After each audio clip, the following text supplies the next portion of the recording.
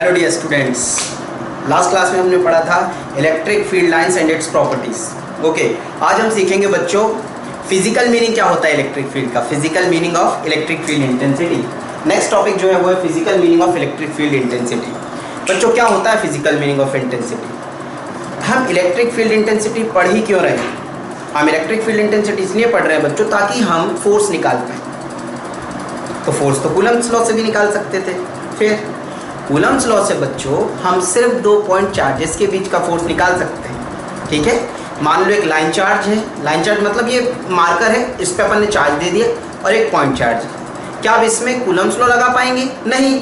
वहाँ पे अपन ने कंडीशन पढ़ी थी कूलम्ब्स लॉ की कि कूलम्ब्स लॉ सिर्फ और सिर्फ कब लगता है बच्चों? पॉइंट चार्जेस के लिए लगता है। तो हम मार्कर में और पॉइंट चार्ज में नहीं लगा पाएंगे। ठीक है, फिर क्या करें बच्चों? फिर क्या करें बच्चों?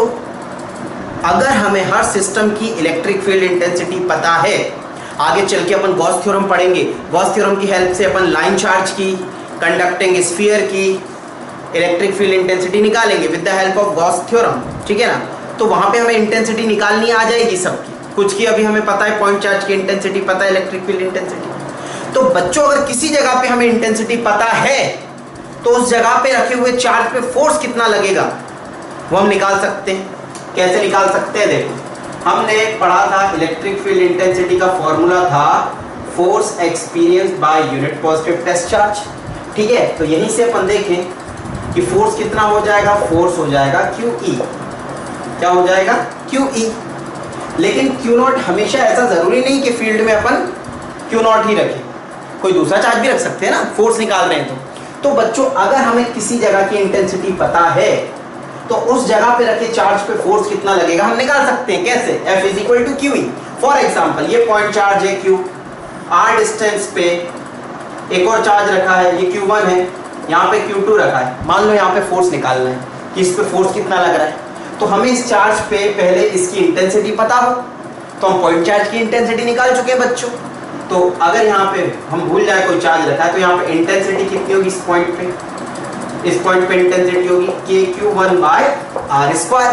ठीक है, अब जब हमें इस पॉइंट की इंटेंसिटी पता है तो इस पॉइंट पे अगर कोई चार्ज रख दे तो उस पे फोर्स भी निकल जाएगा। कैसे?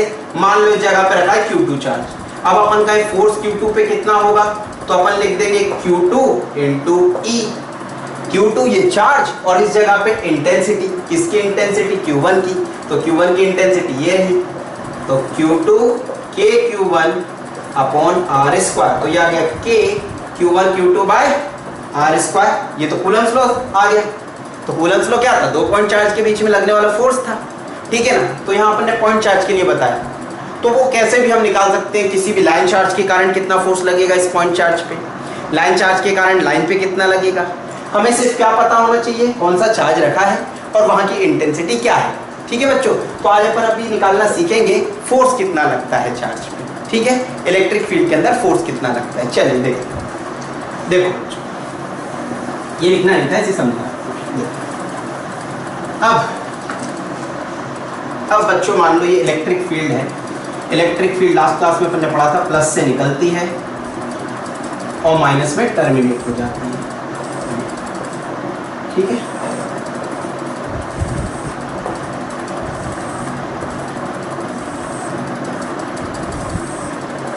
ये माइनस। ठीक है, यूनिफॉर्म इलेक्ट्रिक फील्ड है, यूनिफॉर्म इलेक्ट्रिक फील्ड मान लिया E। ठीक, अब इसमें अपन चार्ज रखें बच्चों, Q चार्ज प्लस Q। ठीक, और ये नीचे रख दिया माइनस Q। क्या होगा इलेक्ट्रिक फील्ड में रखेंगे तो बच्चों? इलेक्ट्रिक फील्ड में चार्ज को रखेंगे तो उस पर फोर्स लगेगा, F is equal to QE। ठीक है, अब देखिए प्लस पे कहाँ फोर्स लगेगा? प्लस चार्ज कहाँ जाता है?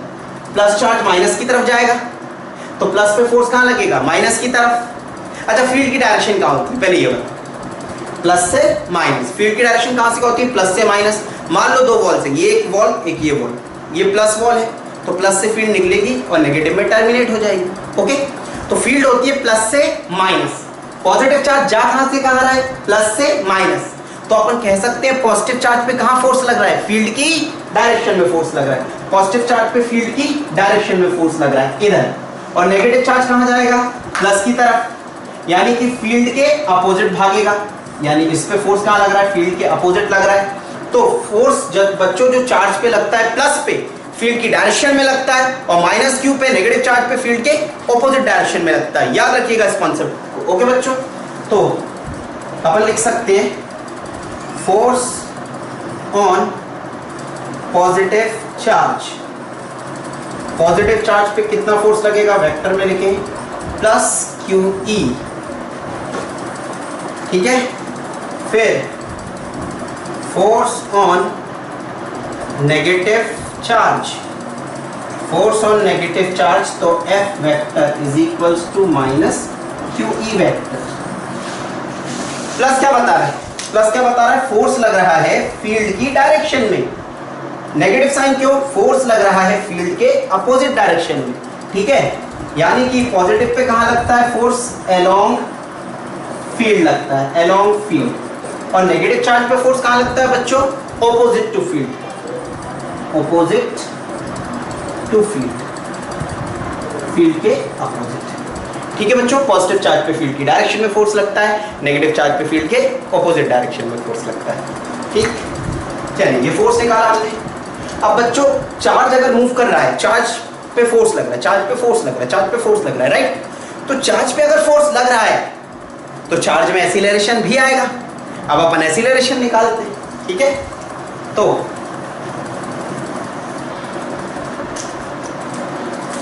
देखो बच्चों, let mass of charge be m, charge का मास कितना मान लिया m, इस चार्ज का मास m मान लिया अपन ने। तो फोर्स अभी कितना लग रहा था बच्चों, QE, ठीक है, QE लग रहा था। फोर्स को क्या लिख सकते हैं, न्यूटन के सेकंड लॉ से। न्यूटन का सेकंड लॉ क्या कहता था, F is equal to mass into acceleration. तो फोर्स के कारण इसमें एक्सीलरेशन आएगा। तो बच्चों ये आ गया ma और ये हो गया QE। एक्सीलरेशन कितना हो जाएगा, QE बाय m। ये आ गया चार्ज पार्टिकल पे लगने वाला एक्सीलरेशन, ठीक है बच्चों। अगर इंटेंसिटी, इलेक्ट्रिक फील्ड इंटेंसिटी क्या है, यूनिफॉर्म है। अगर फील्ड यूनिफॉर्म तो फोर्स यूनिफॉर्म, यानी फोर्स कांस्टेंट। फील्ड कांस्टेंट तो फोर्स कांस्टेंट, ठीक है ना। और फोर्स कांस्टेंट तो एक्सीलरेशन भी कांस्टेंट है कि नहीं। Field constant, force constant, force constant, acceleration constant. और बच्चों अगर एक्सीलरेशन कांस्टेंट होगा तो गैलीलियो की तीन बातें, तीन इक्वेशन लग जाएंगी। लगेगी कि नहीं, बिल्कुल लगेगी। जब भी एक्सीलरेशन कांस्टेंट होगा हम गैलीलियो की इक्वेशन को यूज कर पाएंगे, ठीक है। फिर आपके दिमाग में सवाल आएगा, सर अगर वेरिएबल हुआ एक्सीलरेशन तो बच्चों अपन यूज करेंगे इंटीग्रेशन एंड डिफरेंशिएशन, ठीक है। इंटीग्रेशन एंड डिफरेंशिएशन यूज करेंगे, ठीक बच्चों। देखो जरा अच्छे से, किसी स्टेप में कोई दिक्कत हो बताओ, स्टेप ही हटा देंगे अपन। देखो नोट, तो फोर्स कितना लगता है पॉजिटिव चार्ज पे, QE लगता है फील्ड की डायरेक्शन में। नेगेटिव चार्ज पे फोर्स कितना लगता है, माइनस QE। माइनस वहां क्या इंडिकेट कर रहा है, सिर्फ डायरेक्शन, सिर्फ और सिर्फ डायरेक्शन। प्लस पे फील्ड के डायरेक्शन में फोर्स लगता है, नेगेटिव पे फील्ड के अपोजिट डायरेक्शन में फोर्स लगता है, ठीक है। ये प्लस Q है, इंटेंसिटी इधर है, तो फोर्स कितना होगा, QE इधर लगेगा, ठीक है ना, प्लस Q चार्ज पे पॉजिटिव पर। और नेगेटिव चार्ज है तो फोर्स कितना लगेगा, QE लगेगा, किधर, इधर, ठीक है ना। मैग्नीट्यूड में लिखा है, अगर वेक्टर में लिखते हैं तो अपन नेगेटिव और पॉजिटिव लगा देते हैं, ठीक है। वहां नेगेटिव और पॉजिटिव वेक्टर में क्या बताता है, जस्ट इंडिकेट डायरेक्शन। फिर मैंने एक्सीलरेशन बताया बच्चों कि एक्सीलरेशन कितना होगा, एक्सीलरेशन होगा F को लिख दो ma, तो a कितना आ गया था, QE बाय m। तो एक्सीलरेशन आ गया QE बाय m। अब बच्चों अगर यहाँ पे E कांस्टेंट हुई, इलेक्ट्रिक फील्ड क्या हुई, कांस्टेंट। कांस्टेंट क्या होता है, जो नंबर हो, 4, 5, 6, 8, A B C D ये कांस्टेंट है। अगर फील्ड इस तरीके से दी गई है तो कांस्टेंट है। अगर फील्ड कांस्टेंट तो एक्सीलरेशन कांस्टेंट, और एक्सीलरेशन कांस्टेंट तो गैलीलियो की तीन इक्वेशन जो है, v is equal to u plus at, s is equal to ut plus half at square and v square is equal to u square plus 2s is equal to v square is equal to u square plus 2s। ये valid होगी पर कब, जब acceleration क्या हो, constant हो, ठीक है। कांस्टेंट हो तभी लगा पाएंगे। फिर बच्चे के दिमाग में सवाल आता है, सर अगर कांस्टेंट नहीं फिर क्या करेंगे। तो फिर क्या करेंगे, क्यों सीखा था डिफरेंशिएशन इंटीग्रेशन, यही दिन देखने के लिए कि जब ये आएगा तो अगर एक्सीलरेशन क्या हो गया, वेरिएबल। कब होगा एक्सीलरेशन वेरिएबल, जब इंटेंसिटी क्या होगी, variable. Intensity is a function of either x का फंक्शन हो, टाइम का फंक्शन हो, तो वो वेरिएबल फील्ड हो जाएगी। और वेरिएबल फील्ड हो जाएगी तो एक्सीलरेशन वेरिएबल हो जाएगा। और अगर एक्सीलरेशन वेरिएबल हो जाएगा तो हम क्या करेंगे, हम करेंगे इंटीग्रेशन डिफरेंशिएशन। ठीक बच्चों, तो फिर क्या लिखेंगे, ए को क्या लिखते थे, dv बाय dt, ये लिख सकते हैं एक्सीलरेशन को। और वेलोसिटी को क्या लिख सकते हैं, dx बाय dt। तो ये कॉन्सेप्ट अपन यूज करेंगे बच्चों, ठीक है ना। कब, जब फील्ड क्या हो जाए, वेरिएबल हो जाए, तब लगाएंगे। ओके बच्चों, आई होप सभी को समझ आ रहा होगा इतना अभी तक। एक्सीलरेशन क्या, QE बाय m। एक्सीलरेशन क्या, QE बाय m। फोर्स कितना, QE। पॉजिटिव चार्ज पे फोर्स फील्ड के डायरेक्शन में, नेगेटिव चार्ज पे फोर्स फील्ड के अपोजिट डायरेक्शन में। नहीं आया समझ में, आ गया बच्चों, ठीक है, ध्यान दो। फोर्स कितना लगता है पॉजिटिव चार्ज पे, प्लस QE फील्ड की डायरेक्शन में, नेगेटिव पे अपोजिट डायरेक्शन में, ठीक है। Acceleration QE by m। ठीक बच्चों, अब चलो न्यूमेरिकल्स करते हैं इसी कॉन्सेप्ट पे, तो और ज्यादा अच्छे समझ में आएगा। ठीक, देखो बच्चों क्वेश्चन क्या है, फोर्स तो हमें पता है QE, acceleration QE by m। A charge is released in uniform electric field E। एक चार्ज Q को, एक charge Q is released in uniform electric field E। Uniform मतलब फील्ड कांस्टेंट है, ठीक है ना। ये बोल दिया, ये फील्ड देखो बच्चों, ये रही फील्ड, ठीक है, ये रही फील्ड, चार्ज Q, इसका मास M, ठीक है। इसको यहाँ पे क्या किया, रिलीज कर दिया बच्चों, Q चार्ज को, प्लस Q चार्ज को रिलीज। रिलीज का मतलब क्या होता है बच्चों, रिलीज का मतलब क्या है, रिलीज का मतलब इनिशियल वेलोसिटी 0 है, कोई वेलोसिटी नहीं दी गई, ये इलेक्ट्रिक फील्ड E है। अब हमें निकालना क्या है, find number 1 velocity, velocity after time t, t time के बाद velocity. Number 2 distance cover, distance cover in time t, ठीक है। Number 3 velocity after distance x, ठीक। Fourth question kinetic energy after time t, t time के बाद kinetic energy, ठीक है। Question समझ आया सभी, वेलोसिटी निकालनी t टाइम के बाद, डिस्टेंस निकालना है t टाइम के बाद, काइनेटिक एनर्जी निकालनी t टाइम के बाद, वेलोसिटी निकालनी है डिस्टेंस x के बाद। फील्ड क्या है, कांस्टेंट, तो एक्सीलरेशन भी क्या आएगा, कांस्टेंट। तो गैलीलियो की इक्वेशन एप्लीकेबल होंगी या नहीं होंगी, बोलो बच्चों क्या कहते हो, होंगी, बिल्कुल होंगी, क्योंकि एक्सीलरेशन क्या है, कांस्टेंट है, ठीक। अब देखिए बच्चों, जैसे सबसे पहले क्या चाहिए, वेलोसिटी ना। चलो फर्स्ट क्वेश्चन ट्राई करते हैं। v is equal to u plus at होता है। u कितना, 0, क्योंकि क्या किया गया, रिलीज किया गया, इसीलिए u क्या लेंगे, 0। एक्सीलरेशन नहीं पता, तो अपन जानते हैं बच्चों फोर्स कितना लगता है चार्ज पे, QE, और f को क्या लिखते हैं, ma is equal to QE। तो एक्सीलरेशन कितना आ गया, QE बाय m, ये आ गया एक्सीलरेशन, ठीक है बच्चों। चलिए अब एक्सीलरेशन ये आ गया, तो ये आ गया at, तो v is equal to at बचा, तो a की वैल्यू रख दो यहाँ, QE upon m into t। ये निकला है velocity after time t। Second question क्या था, distance covered after time t। तो सेकंड क्वेश्चन डिस्टेंस और टाइम की रिलेशन गैलीलियो की किस इक्वेशन, किस समीकरण में आता है, बताइए। सेकंड इक्वेशन में, बिल्कुल सही, s is equals to ut plus half at square, ठीक। तो s is equal to u कितना है, 0 ना, रिलीज किया गया चार्ज को, फील्ड में छोड़ दिया बच्चों। और एक चीज और लिख देना यहाँ पे, नेग्लेक्ट ग्रेविटी। इस क्वेश्चन में ग्रेविटी को मानना ही नहीं है ही नहीं, मान लो स्पेस में फील्ड है, उसमें आप परफॉर्म कर रहे हो, ओके बच्चों। तो u को लिखा 0, तो ut 0 हो गया, हाफ a को क्या लिख दे, QE by m into t square. तो डिस्टेंस कितना आ गया, half QE upon m into t square. ये निकल आया क्या, distance covered after time t। अब क्या चाहिए बच्चों, और क्या पूछा है इस क्वेश्चन में, देखिए।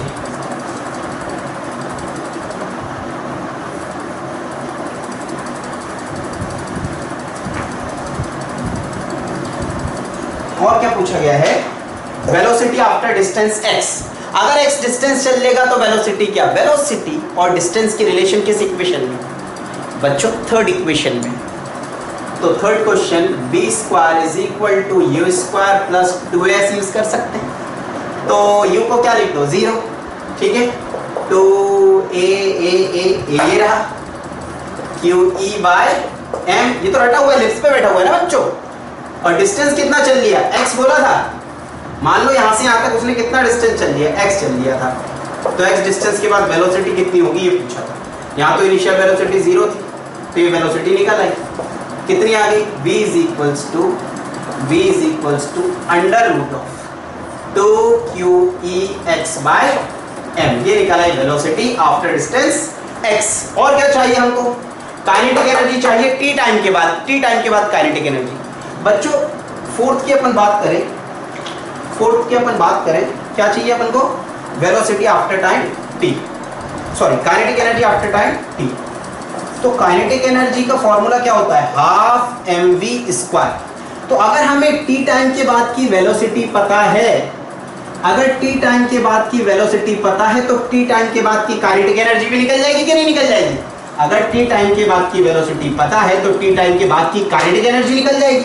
और t टाइम के बाद की वेलोसिटी हम पहले क्वेश्चन में निकाल चुके हैं फर्स्ट केस में।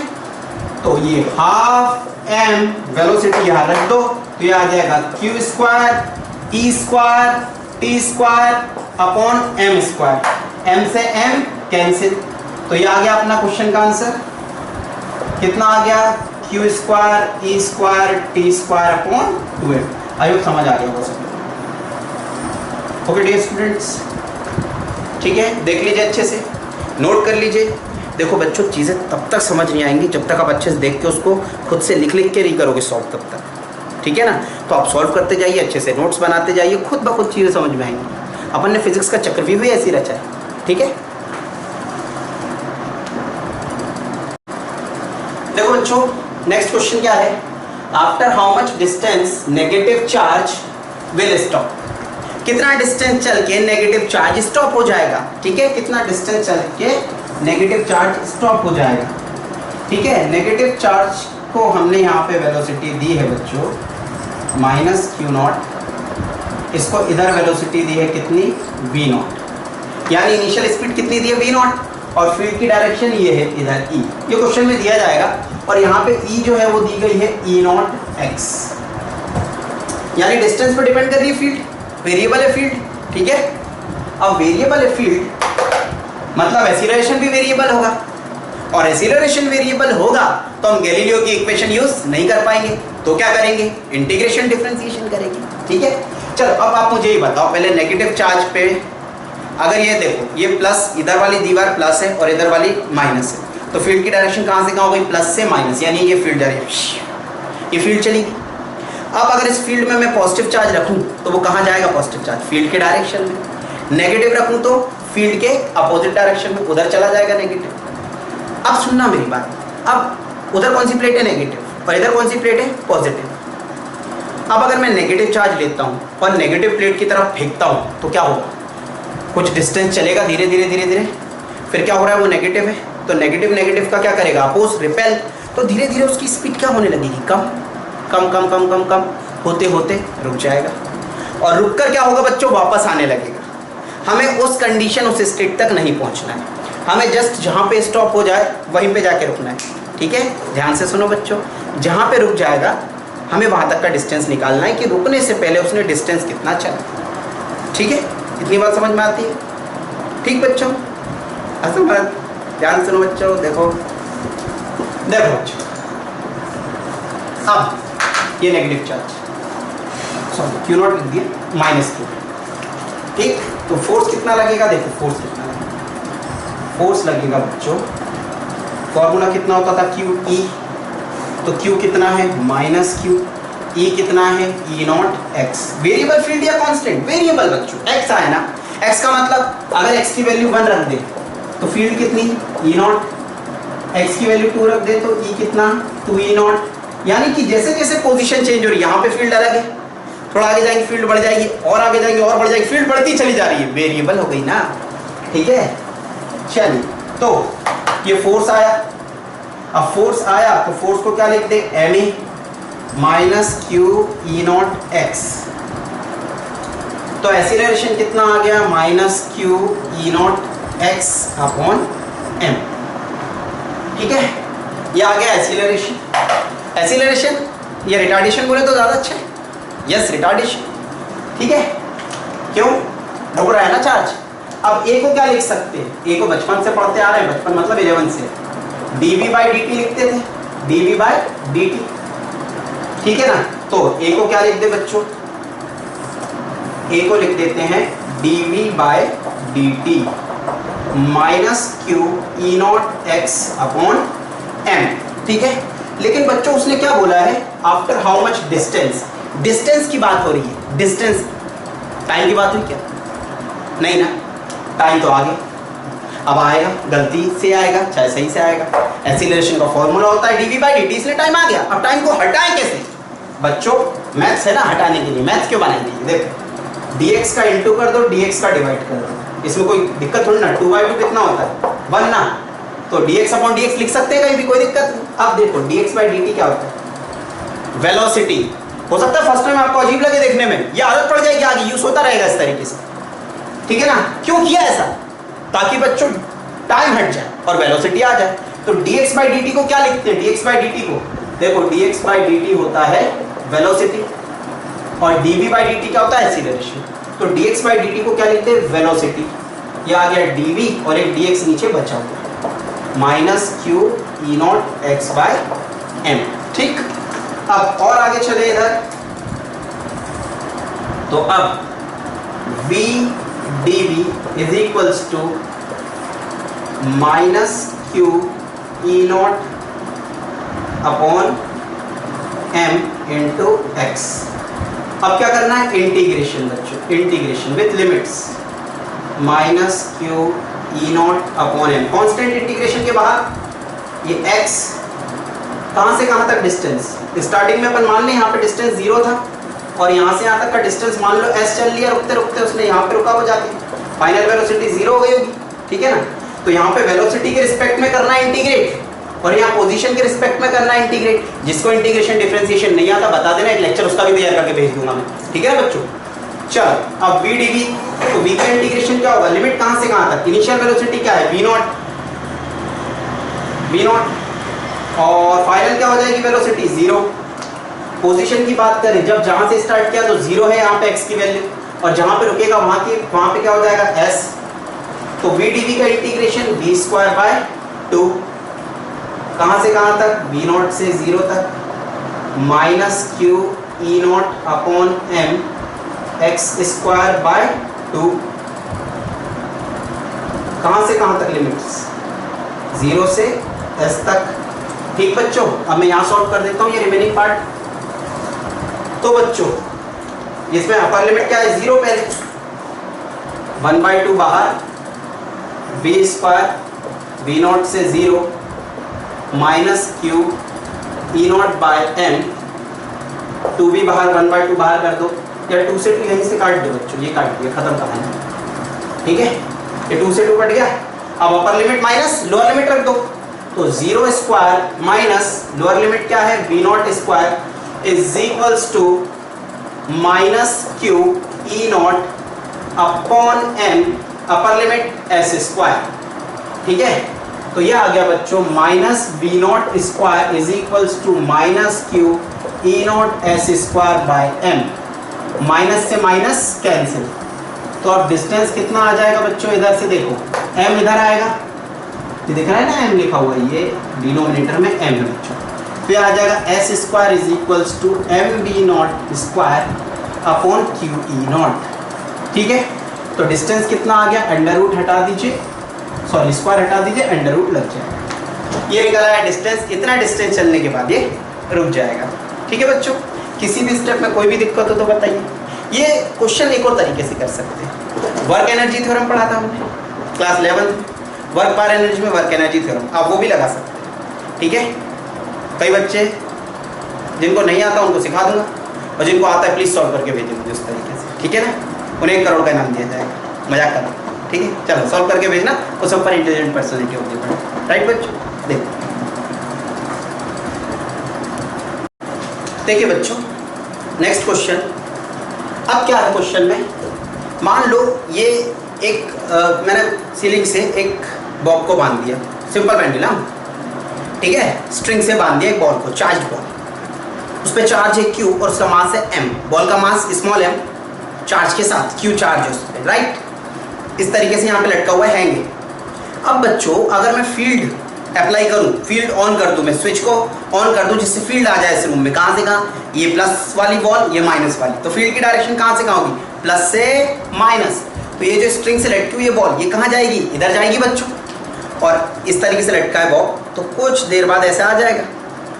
पूरा उधर क्यों नहीं चला गया, बिल्कुल ऐसा क्यों नहीं हो गया, ग्रेविटी है ना भैया, ग्रेविटी नीचे लग रही है कि नहीं, ये ग्रेविटी लगेगी नीचे, और उधर फोर्स लगेगा इलेक्ट्रोस्टैटिक, तो वो ना तो बिल्कुल उधर जा पाएगी ना नीचे जा पाएगी, बीच में आके रुक जाएगी। तो उस कंडीशन में हमें क्या निकालना है, the charge Q, m is in equilibrium, find angle theta with vertical and tension in thread। देखो मैं समझाता हूँ क्वेश्चन। ये फील्ड है, इलेक्ट्रिक फील्ड है, ये इलेक्ट्रिक फील्ड को E नाम दे दिया, कांस्टेंट है, यूनिफॉर्म इलेक्ट्रिक फील्ड है, कांस्टेंट मतलब चेंज नहीं हो रही विद टाइम। देखिए ये सिंपल पेंडुलम लटका हुआ था यहाँ पे, लेकिन इलेक्ट्रिक फील्ड के कारण यहाँ कहीं आ गया होगा, इलेक्ट्रिक फील्ड, इस पे चार्ज Q था और इसका मास m था, तो इस पे फोर्स कहाँ लगेगा, प्लस चार्ज पे फोर्स कहाँ लगता है, फील्ड की डायरेक्शन में, ठीक है ना। तो इधर कौन सा फोर्स लगा इस चार्ज पे, टेंशन T है, इधर फोर्स कितना लगा, इधर फोर्स कितना लग गया होगा बच्चों, QE, इधर फोर्स लग गया QE, नीचे क्या लग रहा होगा, mg, ठीक है। अब देखो मान लो जब ये यहाँ से यहाँ मूव किया तो ये एंगल कितना बन गया होगा थ्रेड का, थीटा। ये स्ट्रिंग है बच्चों, रोप रस्सी है, स्ट्रिंग है, तो इसमें टेंशन आ गई होगी थीटा, वर्टिकल से कुछ, ये थीटा आ गई। अब बच्चों ये अपन ने लाइन खींच दी इमेजिनरी, तो ये थीटा तो ये भी थीटा, तो ये टेंशन एक फोर्स है इधर लग रहा है जो हमेशा बॉडी से अवे लगती है टेंशन, तो ये टेंशन का एक कंपोनेंट ऊपर जाएगा, तो ये कितना हो जाएगा T cos थीटा, और इधर की तरफ क्या आएगा T sin थीटा। अब ये किसमें थ्रेड, ये जो बॉब है, स्फीयर है, चार्ज स्फीयर, ये इक्विलिब्रियम में है, ऊपर कितना फोर्स लग रहा है T cos थीटा, इसको किसने बैलेंस कर लिया, mg ने, इसलिए ये और ऊपर नहीं जा पाया, उधर जा रहा था QE से, लेकिन और उधर नहीं जा पाया क्योंकि इस साइड एक फोर्स आ गया, टेंशन का एक कंपोनेंट T sin थीटा। यानी हम लिख सकते हैं सॉल्यूशन में एट इक्विलिब्रियम निकालना क्या क्या है यहाँ पे बच्चों, थीटा निकालना है, ये थीटा अननोन है और ये टेंशन अननोन है, ठीक है ना, तो ये दोनों हमको पता करना है। एट इक्विलिब्रियम पे अपन लिख सकते हैं कि नेट फोर्स 0 है तो फोर्सेस बैलेंस कर सकते हैं, तो T sin theta is equals to QE and T cos theta is equal to mg। Okay बच्चों, इसको इक्वेशन नंबर 1 नाम दे दिया, इसको इक्वेशन नंबर 2 नाम दे दिया। अब क्या करें दोनों को, अब हमें चाहिए, मान लो पहले थीटा चाहिए, तो जब थीटा चाहिए तो टेंशन हटना चाहिए, ठीक है, या पहले टेंशन निकालो, चलो टेंशन निकालो, दो वेरिएबल, एक टेंशन एक थीटा, टेंशन चाहिए तो थीटा हटाना पड़ेगा। थीटा कैसे हट सकता है, थीटा हट सकता है अगर दोनों को स्क्वायर करके ऐड कर दो दोनों इक्वेशन को, तो square and add, first and second, तो ये हो जाएगा T square sine square theta, दोनों को स्क्वायर करो और ऐड कर दो, T square cos square theta is equals to QE का होल स्क्वायर प्लस mg का होल स्क्वायर। तो बच्चों ये T स्क्वायर कॉमन आ गया, क्या बचा, sine square theta plus cos square theta is equals to QE square plus mg square. Sine square theta plus cos square theta ये हो जाएगा 1 और यहां बचेगा T square is equal to QE square plus mg square. तो square हटेगा तो यहाँ क्या लग जाएगा, रूट, तो ये निकल आया टेंशन बच्चों, कितना आ गया, under root QE square plus mg square, ये निकल आया टेंशन। क्या क्या चाहिए था, टेंशन चाहिए था T और क्या चाहिए था थीटा। अभी थीटा चाहिए। जब बच्चों हमें टेंशन चाहिए था तो हमने थीटा को हटाया। कैसे हटाया? स्क्वायर एंड ऐड करके। अब क्या हटाना है? टेंशन हटाना है। तो दोनों को डिवाइड कर दो, तो देखो टी कट जाएगा। ठीक है, तो बच्चों यहाँ पे डिवाइड कर दो। Divide first and second, first and second को डिवाइड करेंगे तो याद आ जाएगा T sine theta upon T cos theta is equal to Q E by M G. तो टी से टी कैंसिल, ये निकल आया angle sine upon cos tan theta.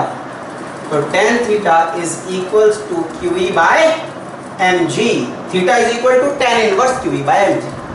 Okay बच्चों, इस टाइप के क्वेश्चन अपने इलेक्ट्रोस्टैटिक्स में भी किए थे, कंपोनेंट तोड़ने वाले, इक्वेट करने वाले। ठीक है, चलिए देख लीजिए अच्छे से।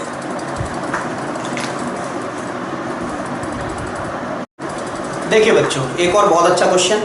ठीक है, देखो क्वेश्चन क्या है, पूछा भी जा चुका है कॉम्पिटिटिव एग्जाम में। ठीक है, देखिए the charge q, m is an equilibrium. एक चार्ज q, m है, ये किसमें? फील्ड का है, नीचे। फील्ड का है, नीचे। इस बार ऊपर वाली प्लेट पॉजिटिव है, नीचे वाली नेगेटिव है, तो पॉजिटिव से नीचे नेगेटिव की तरफ फील्ड जा रही है, नीचे की तरफ। ओके बच्चों, प्लस से माइनस, यानी फील्ड की डायरेक्शन ऊपर से नीचे है, इस तरीके से। ओके, उस फील्ड में एक चार्ज है q, चार्ज है और मास m है। फाइन। अब क्या बोला गया क्वेश्चन पे ध्यान देना, what should be the polarity, इसकी पोलैरिटी क्या हो और वैल्यू क्या हो जिससे इक्विलिब्रियम में आए। ठीक है, हमें क्या बताना है? हमें क्या बताना है बच्चों? हमें बताना है पोलैरिटी क्या हो। पोलैरिटी मतलब क्या? साइन बताना है और वैल्यू भी बतानी है। ठीक है ना, वैल्यू क्या हो, साइन क्या हो। अब मुझे एक बात बताओ, इक्विलिब्रियम का मतलब क्या होता है? इक्विलिब्रियम मतलब बैलेंस हो जाए कोई चीज वहीं पे। ठीक है, अब इस चार्ज पे कितने फोर्स लग रहे हैं, सुनना। अब फील्ड नीचे, फील्ड कहाँ है? नीचे। तो अगर ये प्लस होता चार्ज तो इस पे कहाँ फोर्स लगता? नीचे की तरफ लगता नीचे की तरफ। और ग्रेविटी भी कहाँ लग रही है? नीचे, mg।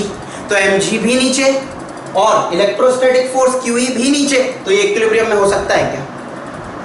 प्लस हो तो हो सकता है क्या? नहीं हो सकता। ठीक है, अब इसको सोचो नेगेटिव हो तो, नेगेटिव हो तो फील्ड नीचे है और नेगेटिव चार्ज पे फोर्स कहाँ लगता है? फील्ड के ऑपोजिट डायरेक्शन में लगता है। तो बच्चों फील्ड नीचे है, अगर चार्ज नेगेटिव हुआ तो इलेक्ट्रोस्टैटिक फोर्स कहाँ लगेगा? ऊपर। यानी अगर ये नेगेटिव हुआ तो फोर्स कहाँ लगेगा? ऊपर। तो इसका नेगेटिव होना जरूरी है, यानी ये कैसा होगा? नेगेटिव। तभी तो फील्ड के अपोजिट फोर्स लगेगा। और नीचे क्या लग रहा होगा? mg लग रहा होगा। ऊपर क्या लग रहा होगा? इलेक्ट्रोस्टैटिक फोर्स लग रहा होगा। यानी कि एट इक्विलिब्रियम में क्या होगा? इक्विलिब्रियम में electrostatic force is equal to gravitational force, और ग्रेविटेशनल फोर्स mg और इलेक्ट्रोस्टैटिक फोर्स QE। तो चार्ज कितना बच्चों? चार्ज होगा mg बाय E। ये रही इसकी वैल्यू। क्या रही है? वैल्यू। साइन क्या लगेगा आगे? माइनस। भाई माइनस होगा तभी तो फोर्स इलेक्ट्रोस्टैटिक ऊपर लगेगा और तभी ये इक्विलिब्रियम में आ पाएगा। अगर पॉजिटिव होके, अगर ये पॉजिटिव हो जाए तो ये इक्विलिब्रियम में हो ही नहीं सकता। पॉजिटिव हो तो इक्विलिब्रियम में कब होगा? अगर पॉजिटिव होता तो कब होता है इक्विलिब्रियम में? तो फील्ड ऊपर होना पड़ता। फील्ड ऊपर होती, पॉजिटिव चार्ज पे फोर्स भी ऊपर लगता, बट mg कहाँ लगता? नीचे। उस केस में चार्ज पॉजिटिव हो जाता अगर फील्ड कहाँ होती? ऊपर। ठीक है, तो दोनों वैरायटी समझ में आ गई। अगर फील्ड ऊपर हो तो भी, नीचे हो तो भी। नीचे होगी तो चार्ज का साइन नेगेटिव होगा, ऊपर होगी फील्ड तो चार्ज का साइन पॉजिटिव होगा। I hope you understand. ठीक,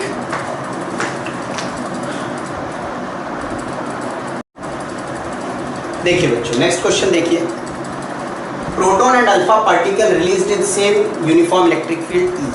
ठीक है, एक प्रोटॉन और एक अल्फा पार्टिकल को सेम इलेक्ट्रिक फील्ड में रिलीज किया जाता है। मान लो ये प्लस है, ये माइनस है, फील्ड इधर जा रही है।